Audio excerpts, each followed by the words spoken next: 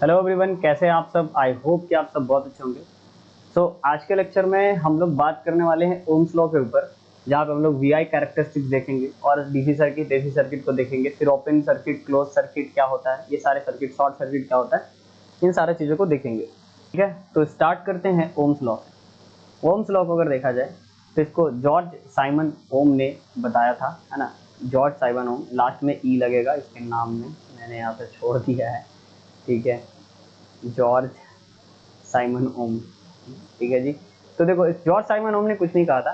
बोला था कि देखिए भैया, अगर आप एक डीसी सप्लाई लेते हैं और डीसी सप्लाई में अगर आप करंट को दौड़ाते हैं, तो वो डीसी सप्लाई में अगर हम कुछ चीज़ों को कांस्टेंट रख दें, तो आप जितना वोल्टेज दोगे उतना करंट आपको मिलेगा, है ना। अगर आप वोल्टेज बढ़ाओगे तो करंट भी बढ़ेगा, वोल्टेज घटाओगे तो करंट भी घटेगा। लेकिन आपको किसी किसी चीज़ों को कांस्टेंट रखना होगा। जस्ट लाइक कि आपको टेम्परेचर को कांस्टेंट रखना होगा। तो ऐसा उन्होंने किया, और ऐसा उन्होंने किया तो उन्होंने क्या किया कि जैसे मान लो 12 वोल्ट का बैटरी लिया। अब 12 वोल्ट के बैटरी के हिसाब से सपोज दैट मान के चलते हैं कि 12 वोल्ट के बैटरी के हिसाब से 2.5 या 3.5 एम्पियर का करंट आना चाहिए, सपोज दैट मान के चलते हैं ऐसा। लेकिन 12 वोल्ट का बैटरी जैसे ही लगाएं तो वहां पे 2.5 या 3.5 में आकर के 3 आ रहा था, या फिर 2.5 में आकर के 2 आ रहा था। 0.5 एम्पियर करंट जा कहाँ रहा था। तो उन्हें समझ में आया कि वायर के अंदर भी क्या होता है, एक तरह का रेसिस्टेंस होता है। तो उन्होंने यही एक्सपेरिमेंट किया और उन्होंने रेसिस्टेंस की खोज कर दी कि रेसिस्टेंस क्या होता है। इसीलिए रेसिस्टेंस का यूनिट जो होता है ओम के नाम पे रखा जाता है, इसीलिए उसका यूनिट ओम होता है। ठीक है, तो एक शॉर्ट में मैंने ऐसे इंट्रो बताया। तो ओम्स लॉ क्या होता है कि एट अ कांस्टेंट टेम्परेचर, जब हम टेम्परेचर को क्या कर दे बाबू, कांस्टेंट कर दे, तो जो करंट होता है ना, जो करंट होता है, current flowing through the conductor is directly proportional. जो करंट होता है वो डायरेक्टली प्रोपोर्शनल हो जाता है किसके, पोटेंशियल डिफरेंस के, यानी कि V के, है ना, across the end of the conductor provided the physical condition like temperature, pressure, strain, stress वगैरह जो है वो अगर कांस्टेंट रहे, अनचेंज हो, तो वो हमारा ओम्स लॉ एप्लीकेबल हो जाता है। मीन्स इसमें जितना हम करंट बढ़ाएंगे उतना हमारा वोल्टेज बढ़ेगा। Means V is equal to I R, या फिर I is equal to I is directly proportional to V, या फिर V is directly proportional to I। और हम सबको पता है कि फिजिक्स में जब हम प्रोपोर्शनलिटी हटाते हैं तो एक कांस्टेंट आता है। इस कांस्टेंट को हम कहते हैं, ये R जो है एक तरह का कांस्टेंट है, इस कांस्टेंट को हम कहते हैं रेसिस्टेंस। और रेसिस्टेंस एक ऐसा प्रॉपर्टी होता है जो करंट को अपोज करता है, इसीलिए हम जितना वोल्टेज देते हैं उतना हमें करंट नहीं मिल पाता है। ठीक है, तो Ohm's law can be applied for, ये ओम्स लॉ के कुछ एक्स्ट्रा पॉइंट है। ये ओम्स लॉ जो है वो अप्लाइड होते हैं both AC and DC circuit पे। मैं इस पे उतना ज़्यादा बात नहीं कर रहा हूँ क्योंकि ओम्स लॉ आपने पहले भी पढ़ रखा है। तो ये एसी और डीसी सर्किट पे अप्लाई होता है। और आप एक चीज़ यहाँ पे देख लें कि अगर आपको वोल्टेज नापना है तो आपको पैरेलली वोल्ट मीटर को कन्वर्ट करना होता है, मैंने पैरेलली वोल्ट मीटर को कनेक्ट करना होता है। अगर आपको करंट नापना है तो वो हमेशा सीरीज में कनेक्ट होता है, क्योंकि सीरीज में जो करंट होता है वो सेम होता है और पैरेलल में जो वोल्टेज होता है वो सेम होता है, इस वजह से। ठीक है, और ये रियोस्टैट है, ये ओम्स लॉ को वेरिफिकेशन करने के लिए इस तरीके के सर्किट का हम लोग यूज करते हैं। आगे देखते हैं हम लोग लिमिटेशंस ऑफ ओम्स लॉ। ये बहुत इंपॉर्टेंट टॉपिक है, आपके एग्जाम में आ सकता है। तो लिमिटेशंस क्या है ओम्स लॉ के, है ना, ओम्स लॉ के क्या क्या रुकावटें हैं, क्या क्या गलतियां हैं, ये हमें देखना है। तो देखो, ये जो लॉ है ये holds good only at constant temperature. ये तभी आपका अच्छे से काम करेगा जब टेम्परेचर को आप क्या कर दो, कांस्टेंट कर दो।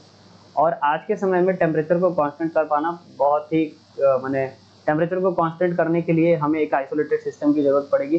तो ये हर जगह पॉसिबल नहीं है, हमें टेम्परेचर कांस्टेंट रखना पड़ेगा। It can not be applied for electrolyte, और ये इलेक्ट्रोलाइट के लिए अप्लाई नहीं होता है। मीन्स कोई सॉल्यूशन का अगर आपको रेसिस्टेंस पता करना है तो आप ओम्स लॉ से नहीं पता कर सकते हो। ठीक है, it can not be applied for the, ये अप्लाइड, देखो ये कैन नॉट बी अप्लाइड, ये can not applied to electrolyte, electrolyte के लिए अप्लाई नहीं होगा। और यहाँ पे देख रहा है कि can not be applied for non linear devices. Non linear devices जैसे लाइक कि जेनर डायोड हो गया, है ना, फोटो डायोड हो गया, ये सब डिवाइसेस के लिए यूज नहीं होता है। जैसे ये जेनर डायोड हो गया, वोल्टेज रेगुलेटर हो गया, ये नॉन लीनियर डिवाइसेस है ना, सेमी कंडक्टर हो गया, है ना। तो इन सब चीज़ों के लिए सेमी कंडक्टर डिवाइसेस जैसे कि सोलर प्लेट वगैरह, इन सब के लिए ओम्स लॉ अप्लाई नहीं होता है। It can not be applied for the vacuum tube और डिस्चार्ज ट्यूब। जो वैक्यूम ट्यूब्स होते हैं या फिर जो डिस्चार्ज ट्यूब होते हैं जहाँ पे हम किसी भी गैस को आयनाइज करते हैं, जैसे मैंने आपको पहले पढ़ाया था कि जो इंसुलेटर होता है, इसमें जो गैस होता है वो जनरली इंसुलेटर होता है, लेकिन डिस्चार्ज ट्यूब में अगर उसको हम लोग लो प्रेशर और हाई वोल्टेज देते हैं तो वो आयनाइज्ड हो जाता है, उसके अंदर आयंस आ जाते हैं, तो ये उसमें काम नहीं कर पाएगा Ohm's law. It can not be applied to the complicated circuit. अगर बहुत कॉम्प्लिकेटेड सर्किट है जिसके अंदर मोर नंबर ऑफ ब्रांचेस हैं, जिसके अंदर बहुत सारे ब्रांचेस अगर हैं, या फिर उसके अंदर बहुत सारे ईएमएफ सोर्स हैं, तो वहाँ पे भी ये अप्लाई नहीं कर पाएंगे, ठीक है, ओम्स लॉ पर। अब हम लोग बात करते हैं वीआई कैरेक्टरिस्टिक्स की। Resistance of conductor is large, conductor का रेजिस्टेंस लार्ज होगा अगर हम उसका आईवी कर्व को क्या कर दें, स्मॉल कर दें। तो यहाँ पे आप देख पा रहे हैं कि जो बी वाला आईवी कर्व बोला है, वीआई कर्व नहीं बोला है, तो आईवी कर्व में जो बी वाला है, बी का अगर देखें तो इसका कर्व स्मॉल है ना, इसका कर्व छोटा है, नीचे है। तो अगर इसका कर्व छोटा है तो ऑब्वियस ही बात है कि इसका रेजिस्टेंस ज़्यादा होगा, है ना, और ए का कर्व बड़ा है, इसका रेजिस्टेंस कम होगा। कर्व छोटा, रेजिस्टेंस ज़्यादा, कर्व बड़ा, रेजिस्टेंस कम। तो बी का कर्व छोटा है तो रेजिस्टेंस ज़्यादा होगा, ए का कर्व बड़ा है तो रेजिस्टेंस कम होगा। वही चीज़ यहाँ लिखा हुआ है, conductor B has higher resistance than the resistance of conductor A, क्योंकि कंडक्टर ए का जो आईवी कर्व है वो बड़ा है और बी का आईवी कर्व छोटा है। और यही वी आई कर्व में जस्ट उल्टा कर लेते हैं, ठीक है। ये हो गया वी आई कैरेक्टरिस्टिक्स। अब हम लोग बात करते हैं ओपन सर्किट का। ओपन सर्किट किसको कहते हैं? एक ऐसा सर्किट जहाँ पे एक ब्रेक है ना, ब्रेक इन एनी पार्ट, जिससे कोई भी सर्किट ओपन सर्किटेड कहलाता है, जहाँ पे लीकेज ऑफ करंट हो सकता है ना। तो when there is a break in any part of the circuit that point is called open circuited and इसमें नो करंट कैन फ्लो, इसमें कोई भी करंट फ्लो नहीं होगा थ्रू एन ओपन, माने जो जगह ओपन है उसके जगह पे नहीं। जैसे देख लो यहाँ पे एक पॉइंट है, एक पॉइंट पे हमने ओपन सर्किट दिखाया है कि यहाँ पे कोई भी कनेक्शन नहीं है, दैट्स वाई ये पॉइंट हो गया ओपन सर्किटेड पॉइंट, ए पॉइंट, और यहाँ पे कोई भी करंट का गैप नहीं, माने कोई भी करंट का फ्लो नहीं होगा। और जो जितना भी इंटायर वोल्टेज ड्रॉप है, जितना भी वोल्टेज है, तो सबका ड्रॉप उसी के अक्रॉस द ओपन्स, माने इनके जो ओपन्स है यहाँ और यहाँ, इनके ओपन्स पे आके जमा हो जाएगा। There will be the no voltage drop across the lamp, और कोई भी वोल्टेज का ड्रॉप लैम्प पे, ये वाला जो लैम्प यहाँ यूज कर रहे हैं हम लोग, इस लैम्प पे नहीं आएगा, ठीक है। एंड ओपन सर्किटेड में रिजल्टेड द कंपोनेंट फेलियर, और ओपन सर्किटेड से क्या हो सकता है, जो भी हम बल्ब वगैरह यूज कर रहे हैं, जो भी हम कंपोनेंट वगैरह यूज कर रहे हैं, वो फेल कर सकता है, क्योंकि वहाँ पे डिसइंटीग्रेशन हो रहा है। डिसइंटीग्रेशन मतलब डिसकंटिन्यूटी हो रहा है उनके कंडक्टिंग पाथ में, और सर्किट का ब्रेकडाउन हो रहा है, सर्किट टूट रहा है। इस वजह से वहाँ पे जो भी डिवाइसेस हम यूज कर रहे हैं वो फेलियर हो सकता है। ये हमारा ओपन सर्किटेड है। Next one is close circuit. Close circuit में कुछ नहीं होगा, इससे पाथ जो रहेगा वो पूरा पूरी क्लोज रहेगा, और करंट स्टार्ट होगा पॉजिटिव टर्मिनल से, है ना, थ्रू अ लाइन, और फिर न्यूट्रल से होते हुए नेगेटिव टर्मिनल होते, नेगेटिव टर्मिनल पे वो क्या हो जाएगा, एंड हो जाएगा, है ना। मतलब यहाँ से एक बार करंट प्लस से स्टार्ट हुआ और फिर माइनस पे आके खत्म हुआ, ये होता है क्लोज सर्किट, ठीक है। और इसमें कुछ नहीं। और शॉर्ट सर्किट क्या होता है, जहाँ से आपको करंट को एक दूसरा रास्ता मिल जाए चलने के लिए। तो देखो शॉर्ट सर्किट क्या है, देखो एक शॉर्ट सर्किट और short path, short is a path of low resistance, है ना। जो भी शॉर्ट सर्किट होता है या जो शॉर्ट पाथ होता है वो लो रेजिस्टेंस। देखो करंट हमेशा कहाँ फ्लो करना चाहेगा, जहाँ पे रेजिस्टेंस कम है, क्योंकि जहाँ रेजिस्टेंस कम है वहाँ पे करंट को चलने में दिक्कत नहीं होता है, और जहाँ रेजिस्टेंस ज़्यादा वहाँ पे करंट को चलने में दिक्कत होता है। तो ऑब्वियस सी बात है, पूरे सर्किट में जो भी इलेक्ट्रॉन्स दौड़ रहे हैं वो ऐसा रास्ता ढूंढेंगे जहाँ पे रेजिस्टेंस कम है, जहाँ पे उनको जाने की जगह मिले। तो अगर हमें कहीं पे सर्किट मतलब दूसरे एक पॉइंट दूसरे पॉइंट से कनेक्ट हो जाता है, तो इस पाथ में लो रेजिस्टेंस हो जाता है। जैसे ये वाला जो आप देख रहे हो सी वाला पार्ट, इसमें लो रेजिस्टेंस हो गया, तो करंट यहाँ से चलने लगेगा और ये बल्ब नहीं जलेगा, इसी को कहेंगे शॉर्ट सर्किट, और ब्लास्ट हो जाएगा, खत्म हो जाएगा। तो short circuit is an unwanted path, ये एक तरह का अनवांटेड पाथ होता है, इसीलिए इसमें लो रेजिस्टेंस होता है ना। तो short circuit is an unwanted path of low resistance. When short circuit occur the resistance of circuit become low, जब भी शॉर्ट सर्किट होता है तो पूरे सर्किट का जो रेजिस्टेंस होता है वो क्या हो जाता है, लो हो जाता है। As result current greater than the normal flow, और जिसकी वजह से करंट जो है वो बहुत ज़्यादा हो जाता है उसके नॉर्मल फ्लो से, है ना, और which can cause the damage of the circuit, और जिसके वजह से सर्किट का क्या हो जाता है, डैमेज हो जाता है, और उनके कंपोनेंट्स का भी डैमेज हो जाता है ना। क्योंकि जैसे ही अगर कोई अनवांटेड कनेक्शन होता है, जैसे इस तरह का यहाँ पे अनवांटेड कनेक्शन हो गया है, तो यहाँ पे क्या होगा, इस पूरे सर्किट में लो रेजिस्टेंस हो जाएगा, और लो रेजिस्टेंस होने की वजह से करंट बहुत ज़्यादा हो जाएगा अपने नॉर्मल फ्लो से, और जिसकी वजह से डैमेज हो सकता है, शॉर्ट सर्किट हो सकता है। देखो the short circuit may be due to the insulation failure, ये हो सकता है किस वजह से, इंसुलेशन, जो भी वायर के ऊपर हमने इंसुलेशन लगाया है, रबड़ प्लास्टिक इन सब का, उसका फेलियर की वजह से हो सकता है, या फिर कंपोनेंट जो है एक दूसरे से अटैच हो गए हैं, उनका शॉर्टेड की वजह से हो सकता है ना, इस वजह से भी हो सकता है, और इंसुलेशन फेलियर से भी हो सकता है। Next one is voltage divider rule, और इसके बाद हम लोग पढ़ेंगे करंट डिवाइडर रूल। तो वोल्टेज डिवाइडर रूल बहुत ही सिंपल सा चीज़ है, बस आपको एक रूल सीखना है। जैसे आपको अगर कोई भी सर्किट डायग्राम आपके एग्जाम में आ जाता है तो आप कैसे उसको सॉल्व करेंगे। जैसे देखो, अगर मान लो R1, R2, R3 है और यहाँ पे कुछ बोल रहा है कि वोल्टेज दिया हुआ है, ठीक है, तो यहाँ पे V1 वोल्टेज खर्च होगा, यहाँ पे V2 वोल्टेज खर्च होगा और यहाँ पे V3 वोल्टेज खर्च होगा। आप ये याद रखेंगे।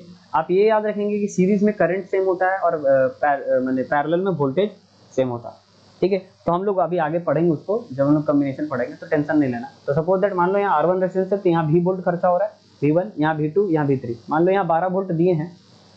सपोज दैट मैं एग्जाम्पल एक सेट करता हूँ यहाँ पे, मैं यहाँ पे बताता हूँ कि मैंने जैसे सपोज दैट यहाँ पे 12 वोल्ट का सप्लाई दिया, तो मे भी यहाँ पे 3 वोल्ट खर्चा हो गया, है ना। यहाँ पे 5 वोल्ट खर्चा हो गया, ठीक है। तो 5 3 8, और यहाँ पे मान लेते हैं कि यहाँ पे 2 वोल्ट खर्चा हो गया, है ना। तो 5 3 8 और 2 11 वोल्ट, और 1 वोल्ट मान लेते हैं कि रेसिस्टेंस में खर्चा हुआ है, इधर उधर चला गया है, तो 1 वोल्ट का सप्लाई नेगलेक्ट करके चलते हैं। तो 3 वोल्ट, 5 वोल्ट, 2 वोल्ट, अलग अलग जगह पे वोल्टेज खर्चा हो रहा है। तो अब आपसे पूछ सकता है कि बताओ R1 पे कितना वोल्टेज खर्चा हो रहा है। ये तो मैंने आपको बता दिया कि 3 वोल्ट, 5 वोल्ट, 2 वोल्ट, लेकिन मान लो अगर आपको नहीं दिया हुआ वैल्यू तो आप कैसे निकालोगे। खाली आपको ई दो का वैल्यू दिया हुआ है और R1 का वैल्यू दिया हुआ नहीं, तो आप कैसे निकालोगे। या फिर आपको किसी का वैल्यू नहीं दिया हुआ, खाली रेसिस्टेंस का वैल्यू दिया हुआ है कि ये 2 ओम का रेसिस्टेंस है, ये 3 ओम का रेसिस्टेंस है इस तरीके से, और ये 6 ओम का रेसिस्टेंस है। अब बताओ कि यहाँ पे कितना कितना वोल्टेज है, ऐसे आपसे पूछ रहा है यहाँ पे कितना कितना वोल्टेज है। अगर यहाँ पे 5 वोल्ट है, मैंने यहाँ पे टोटल 12 वोल्ट का हम सप्लाई दिए, तो ये बताइए V1 पे कितना होगा, V2 पे कितना होगा, V3 पे कितना होगा। तो देखो, अगर मेरे को V1 पे निकालना है तो कुछ नहीं, इनपुट वोल्टेज मल्टीप्लाई बाई जिस पे निकालना है उसको ऊपर रख दो। R1 पे निकालना है, R1 को ऊपर रख दो, और divided by the total resistance R1 plus R2 plus R3, है ना। बस इतना मल्टीप्लाई करो, जो आएगा तुम्हारा V1 होगा। जैसे यहाँ पे मैं करके दिखाता हूँ आपको। अगर मेरे को V1 निकालना है तो V1 इज इक्वल टू क्या हो जाएगा, V इन, मैंने इनपुट वोल्टेज मेरा 12 वोल्ट है, मल्टीप्लाई कर देंगे R1 मेरे पास कितना है 2 ओम का, है ना, और नीचे R1 कितना है 2, और फिर प्लस यहाँ पे 3, फिर प्लस 6। अगर देखें तो 11 है, यहाँ पे आ गया 12 इंटू 2 डिवाइडेड बाई 11। इसको सॉल्व करके जो भी आएगा उतना वोल्टेज 1 में खर्च हो रहा है, ठीक है। उतना ही वोल्टेज वैसे ही करके फिर दूसरा हम लोग निकाल सकते हैं R2 का, सेम वही फार्मूला, है ना। वोल्टेज इन इंटू R2 ऊपर चला जाएगा, बाकी नीचे टोटल। फिर उसी तरीके से वोल्टेज 3 भी निकाल सकते हैं। तो यही फार्मूला यहाँ पे लिखा हुआ है, मेरे को बस ये समझाना है और इससे आप केस क्वेश्चन बना सकते हैं। वोल्टेज अक्रॉस रेसिस्टेंस में क्या होगा, total voltage into resistance of the same branch, जिसका भी वोल्टेज निकाल रहे हैं उसका सेम ब्रांच का, और divided by the total resistance. और फार्मूला इस तरीके का है, ठीक है। क्लियर है। थोड़ा सा यहाँ लिखने में गलती हो गया है, ये वाला डिवाइड का साइन इधर से रहेगा, ठीक है। यहाँ पे फार्मूला को देख के आप समझ सकते हैं। Next one is current divider rule. Current divider rule में कि जैसे अगर मान लो यहाँ से करंट गया, IS करंट गया, तो 2 पार्ट में डिवाइड हो जाएगा, I1 और I2 में। तो अगर मेरे को निकालना है कि यहाँ पे कितना करंट गया, तो क्या कुछ करेंगे कि जैसे मान लो मेरे को R1 पे निकालना है, तो R1 पे निकालना है, जैसे वहाँ पे R1 से डिवाइड करते थे ना, यहाँ पे R1 को छोड़ करके जो भी सर्किट रहेंगे उस पर डिवाइड करेंगे। मान लो अगर यहाँ पे 3 रजिस्टर रहता तो R1 को छोड़ करके R2 प्लस R3 ऊपर लिखते और नीचे लिखते R1 plus R2 plus R3। मेरे बातों को ध्यान से समझना। अगर यहाँ पे 3 रजिस्टर रहता, मैं क्या कर रहा हूँ ध्यान से समझना, मैं बोल रहा हूँ अगर यहाँ पे 3 रजिस्टर रहता बच्चा, अगर यहाँ पे इस तरीके से 3 रजिस्टर रहता, तो आप ऊपर में क्या करते हैं, R1 अगर निकाल रहे होते तो R2 प्लस R3 कर रहे होते हैं यहाँ पे आप, और नीचे R1 plus R2 plus R3 हो जाता। समझ गए बात को। तो ये चीज़ मैं यहाँ पे समझाने की कोशिश कर रहा हूँ। फिलहाल के लिए मैं इसे इरेज करता हूँ। आई होप कि आप समझ पा रहे होंगे कि मैं कहना क्या चाह रहा हूँ, है ना। तो अगर आपको जैसे R1 का निकालना है तो आपको बचे हुए रेसिस्टर को ऊपर रखना होगा और नीचे आपको टोटल रेसिस्टर्स रखने होंगे, है ना। तो यहाँ देखो total resistor R1 plus R2 रख दिया, और जो भी इनपुट सप्लाई है, इनपुट करंट है, उतना से मल्टीप्लाई। वही लिखा हुआ देखो कि लाइन करंट जितना करंट आप दे रहे हो, और रेसिस्टेंस ऑफ अदर ब्रांचेस जिसमें करंट जा रहा है उसको छोड़ करके resistance of other branches divided by the total resistance. तो आपको कैसा भी सर्किट दिखे, आप करंट डिवाइडर रूल से करंट निकाल सकते हो और वोल्टेज डिवाइडर रूल से वोल्टेज निकाल सकते हो। एक बहुत ही अच्छा रूल है ये बहुत ही हेल्प करेगा आपको न्यूमेरिकल्स बनाने में। तो यही था बच्चा इस पार्ट में इतना ही। इसके बाकी वाले पार्ट में हम लोग फिर कॉम्बिनेशंस ऑफ रेसिस्टर को देखेंगे और उस पर बहुत बढ़िया बढ़िया न्यूमेरिकल्स भी डन करेंगे। तो ये था आपका VI कैरेक्टरिस्टिक्स, ओम्स लॉ, और किस तरीके से हम लोग करंट और वोल्टेज को निकालते हैं उसका रूल। सो हेलो एवरीवन, कैसे हैं आप सब। आई होप कि आप सब बहुत अच्छे होंगे। तो आज के लेक्चर में हम लोग बात करने वाले रेसिस्टेंस के ऊपर। इससे पहले जो मैंने वीडियो शूट किया था उसमें मैंने रेसिस्टेंस को छोड़ दिया था और मैंने बताया था कि रेसिस्टेंस को सीरीज और पैरेलल जब हम लोग बनाएंगे ना, तब हम वहाँ पे मैं रेसिस्टेंस को बहुत अच्छे तरीके से डील करूँगा। तो देखो, रेसिस्टेंस को आज हम लोग पढ़ेंगे, रेसिस्टेंस क्या होता है। फिर हम पढ़ेंगे कि रेसिस्टेंस को सीरीज में कैसे जोड़ते हैं और फिर उसको हम लोग पैरेलल में कैसे जोड़ते हैं, और उसके ऊपर कुछ बेसिक्स न्यूमेरिकल्स भी हम लोग डन करेंगे। अगर वीडियो बड़ा हुआ तो मैं न्यूमेरिकल्स पार्ट 2 में नेक्स्ट पार्ट में करूंगा, अगर बड़ा नहीं हुआ तो इसी पार्ट में हम लोग करेंगे। कोशिश करते हैं कि इसी पार्ट में हो। चलिए आगे हम लोग बात करते हैं रेसिस्टेंस के ऊपर। रेसिस्टेंस किसको कहते हैं समझते हैं। तो देखो, रेसिस्टेंस क्या होता है। रेसिस्टेंस का मतलब ही होता है रुकावट, है ना। ये करंट को रोकता है। कोई भी सर्किट में जो कंडक्टर्स होते हैं, कंडक्टर्स बेसिकली किसी भी एटम से मिलके बने हुए रहते हैं, चाहे वो एल्युमिनियम का हो, चाहे वो कॉपर का हो, चाहे वो सिल्वर का हो। तो हर कंडक्टर्स के अंदर जो भी मेटल्स यूज होते हैं, उन सब का एक प्रॉपर्टी होता है कि वो इलेक्ट्रॉन्स के फ्लो को रोकें, रुकावट उनके बीच में लाएं, है ना। और फिर भी हम लोग हाई वोल्टेज दे करके जबरदस्ती इलेक्ट्रॉन को मूव करवाते हैं। तो जो रुकावट कंडक्टर्स के द्वारा होता है उसी को हम लोग रेसिस्टेंस कहते हैं, है ना। अब वो रुकावट में भी लेंथ बढ़ाने से बढ़ सकता है, एरिया बढ़ाने से घट सकता है, टेम्परेचर बढ़ाने से बढ़ सकता है। वो सब क्या ऐसे टर्म्स हैं, सब कुछ हम लोग रेसिस्टेंस में समझेंगे। तो देखो, it is defined as the ratio of potential difference. ये क्या होता है, ratio of potential difference across the end of the conductor and current flowing through them, है ना। करंट फ्लोइंग थ्रू देम या थ्रू इट। अब देखो, जैसे इसको समझना है तो इसको मैं समझाऊंगा ऐसे आपको ओम्स लॉ से। देखो, V इज इक्वल टू क्या होता है, आई आर होता है। तो अगर R जो है उसी को रेजिस्टेंस कहते हैं। तो अगर मैं R निकालूं तो R इज इक्वल टू क्या होगा, V बाई आई होगा। तो यही यहाँ पे समझाया जा रहा है। क्या समझाया जा रहा है कि जो रेसिस्टेंस होता है वो क्या होता है, ratio of voltage by current, है ना। Ratio of potential difference across the end of the conductor and current flowing in, यानी कि R is equal to V by I. और ऐसा यूनिट ऑफ रेसिस्टेंस जो होता है वो होता है ओम। ओम इसलिए होता है क्योंकि इसको जो खोजा था, जिसने खोजा था उसका नाम था जॉर्ज साइमन ओम, ठीक है। तो यहाँ पे 1 ohm is equal to 1 volt by 1 ampere होता है, अगर हम लोग फार्मूला के हिसाब से देखें तो। लेकिन साइंटिस्ट के नाम पे रखा हुआ इसलिए ओम है। तो 1 ohm is equal to 1 volt by 1 ampere होता है। तो अगर आपसे कोई पूछेगा कि 1 ओम रेसिस्टेंस को डिफाइन करो, तो आपको बस ये बोलना है कि जब हम when we apply 1 voltage potential difference through across the conductor, अगर हम लोग 1 वोल्ट का पोटेंशियल डिफरेंस अप्लाई करते हैं and the current offered by the conductor is 1 ampere, then the resistance of the conductor is 1 ohm. और वहां से अगर 1 एम्पियर का करंट निकल रहा है, अगर हम 1 वोल्टेज का सप्लाई लगाएं और 1 एम्पियर का करंट निकल रहा है, तो उस कंडक्टर का जो रेसिस्टेंस होगा वो 1 ओम का होगा। तो 1 वोल्ट बाय 1 एम्पियर बेसिकली 1 ओम के बराबर होता है। जैसे यहाँ पे आपने देख पा रहे हो कि डिफाइन मैंने यहाँ पे ऑलरेडी कर रखा है, ठीक है, जिसमें मैंने यहाँ पे बताया है कि डिफाइन में क्या है। बोला if a current of 1 ampere flow through the circuit, है ना। अगर 1 एम्पियर का करंट फ्लो हो रहा है, then potential difference is 1 volt. अगर 1 वोल्ट का पोटेंशियल लगाए हैं और 1 एम्पियर का करंट फ्लो हो रहा है, तो उसमें जो रेसिस्टेंस आएगा वो 1 ओम के बराबर आएगा। वही चीज यहाँ लिखा हुआ है। अब इसका डायमेंशन फार्मूला है रेसिस्टेंस का। तो देखो, रेसिस्टेंस बेसिकली क्या होता है, V बाई आई। और V बेसिकली क्या होता है, वर्क डन, एक तरह का वर्क, है ना, जो चार्ज पे करते हैं। तो V आपने पढ़ा होगा, आपने इससे पहले वाले लेक्चर में बहुत अच्छे से पढ़ा है इलेक्ट्रिक पोटेंशियल को। तो इलेक्ट्रिक पोटेंशियल में आपने पढ़ा था कि V इज इक्वल टू क्या होता है, work done by test charge, आपने पढ़ा था ना। तो यहाँ पे देखो, V के जगह पे हमने यहाँ क्या पुट कर दिया, वर्क डिवाइडेड बाई चार्ज। और I बेसिकली हमारा करंट है, तो करंट को मैंने लिख दिया।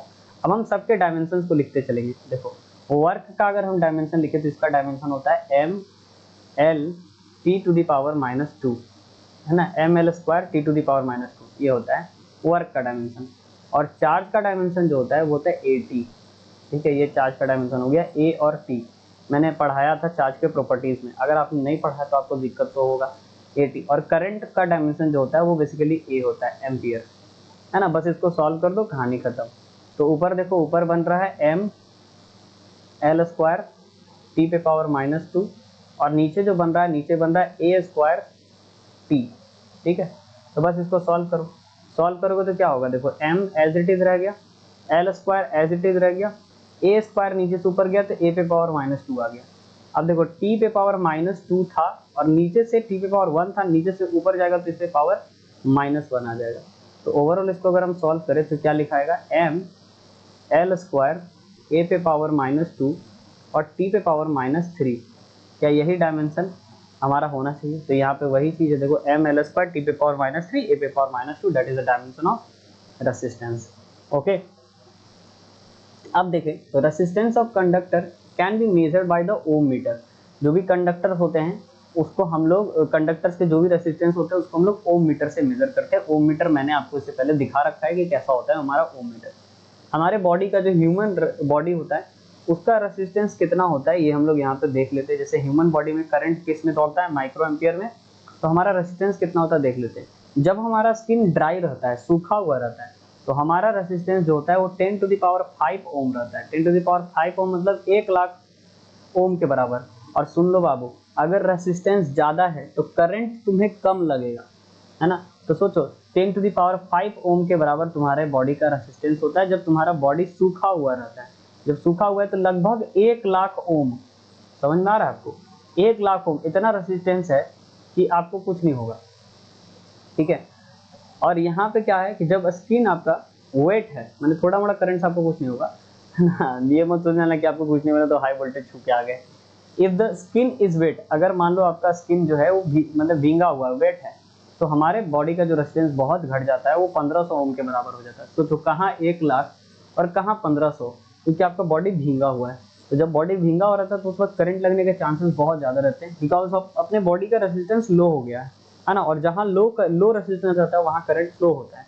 इसीलिए भींगा हुआ बॉडी लेकर के, जब जैसे थंडरिंग वगैरह, लाइटनिंग वगैरह हो रहा है और आप भींग गए हैं, तो भींग करके आप बाइक वगैरह ना चलाएं, है ना। अगर आप भींग गए हैं, आपका बॉडी वेट हो गया है, तो आपको किसी शेल्टर में जाकर रुकना चाहिए, है ना, क्योंकि आपको उस वक्त बॉडी में रेजिस्टेंस बहुत कम हो चुका है। तो करंट आपको लग सकता है, थंडरिंग आपके ऊपर हो सकती है।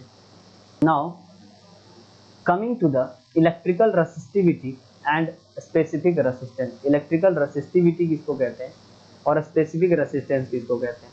देखो बाबू, रेसिस्टेंस और स्पेसिफिक रेसिस्टेंस में बहुत डिफरेंस है ना। रेसिस्टेंस लेंथ पे, है ना, लेंथ पे आपका एरिया ऑफ कंडक्टर पे डिपेंड करता है, लेकिन रेसिस्टिविटी केवल और केवल मटेरियल पे डिपेंड करता है।